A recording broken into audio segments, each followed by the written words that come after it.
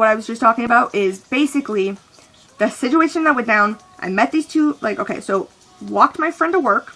Okay, we bumped into two people that we already knew, which the two people make me uncomfortable because, not just because of the situation, like I've known the one kid before and he always made me uncomfortable before, but basically, okay, so we bumped into these two kids. Well, me and my friend had slept over at their house a while ago, which is, again, this chunk is actually why I had told my friend that I kind of wanted to kill myself because of him. Well, not just because of him, but because of, like, the feelings and the uncomfortable and the anxiety that I got from a situation that involved him, I guess, is how I would put that. Anyways, basically, recap here is, okay, so these two kids we bumped into, I slept over at their house with my friends.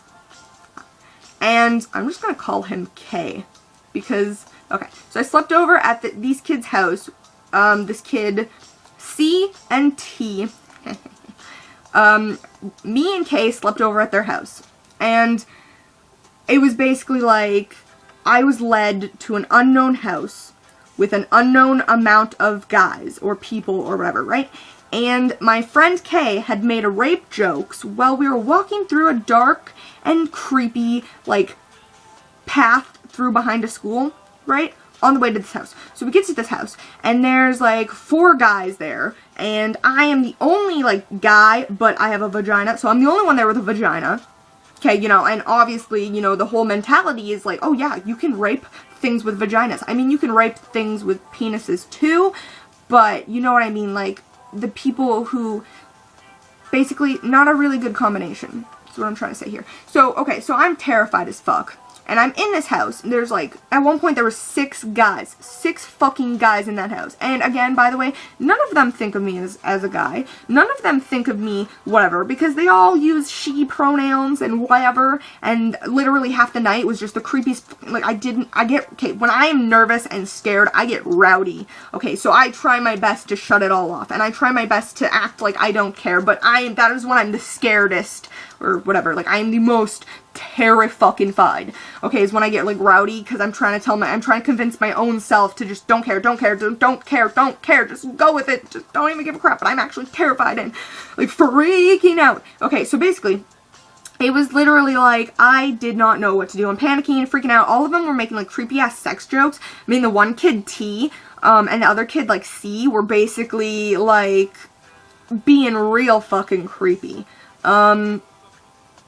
Like, T always has boob jokes, or, like, just being, like, creepy as fuck. And then, oh, fuck, I don't even know. Okay, so, it was, like, we went on Omegle, and, like, cause I don't even know, like, I was just fucking, at first it was kind of, like, decently alright, and we were just, like, goofing off, and then they watched a YouTube video of, like, some black guy making fun of the chick with the big boobs who talks about dogs that don't have souls, or brains or something, and then, so, on the video, they went on Omegle, and then my friend Kay was like, hey, I don't know what Omegle is, or something like that, I've never been on there, and we were like, whoa, hey, let's go on Omegle. So, you know, it wasn't too bad. But every time, like, guys would show up or whatever, fucking T, he would be like, hey, show them your titties, or let's see your titties, or some fucking thing, and I was just like, are you fucking, like, fuck off me, like, just fuck off. And me being like, right, it was just it was a wreck, and it was bad, and I was so fucking, like, I was honestly actually, like, terrified. But I stuck to my friend Kay's side the whole time, like, because he was the only one who actually made me feel safe, even though the whole thing was just fucking ridiculous. Anyways, so I get really rowdy, and every time something would happen, and I'd be like, haha, tits are GTFO, right, like, to the people on Omegle that we were talking to, which was really funny. I actually got some dude to take off his shirt and, like, flashes his nipples. It was great.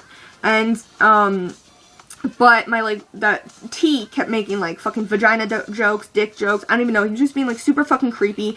He actually followed me, like, okay, so I had to go to the washroom, and I'm glad I locked the door, because while they were on the computer, someone on the computer was like, haha, show us your tits, or something along those lines, or someone on the computer was like, hey, you should get your friend to, like, flash me, or something. So he actually walked over to the bathroom with his computer, and, like, almost opened the fucking door, because he was like, oh yeah, the guy on the computer wants to see your tits, and I was like, fuck off, mate. Like, I was literally like, fucking get out of here. Get out of my face. Like, I was like, haha, you're funny, huh? Right? No, it was so fucking creepy. like I get a little like rowdy or whatever, and so I was like joking around. I was wearing boxers, so I was like joking around, and I was like, wow, I just want to fucking take off my pants, I'm getting really warm. And then the one kid was like, here, let me help, and he like undid my belt, and I was like, you might as well just fucking pull off my pants or whatever. Like, I mean, I just, because I'm trying to convince myself, like, I don't care. Whatever happens, like, I don't care. Because I've been programmed my whole life to be a victim, especially by my own family, especially by my mother. I've been programmed to be a fucking victim and to allow myself to be a victim. So my anxiety and my panicking and all that shit, like, it's really bad, you know. And so this is why I was basically like, holy shit, like, I've just had enough, and I was freaking out, and I'm just like, all my emotions and all my, like, my brain and everything just spinning around in a fucking circle. Like, I was just ready to just fucking, like, just drop myself off the fucking earth, right? And I tried to explain this to my friend, and he didn't let me explain it to him. So basically the only thing I got out was like, hey, you kind of make me want to kill myself. And that's not what I meant at all. I didn't mean to actually make it, you know, but it's just like the situations revolving around him have made me, like, put me to that point. And so he pretty much just fucking was like, wow, take it back. Like, you're making me feel bad. And I'm like, you're not, you know what I mean? So I feel like he's being an asshole, and that's actually probably why he's ignoring me. But anyway, so yeah, all of that aside, that's actually one of the situations. But back to the original main track story was after, yeah, so we bumped into these people at his work. And, so I was like, okay, well, bye, like, go to work or whatever. And then the one kid pops out the door, and he was just like, oh, hey, are you walking home? Like, why don't you wait around a bit? Like, I'll walk home with you. And me being pretty oblivious most of the time, I'm just like, okay, like, I don't want to walk home alone, because it's scary.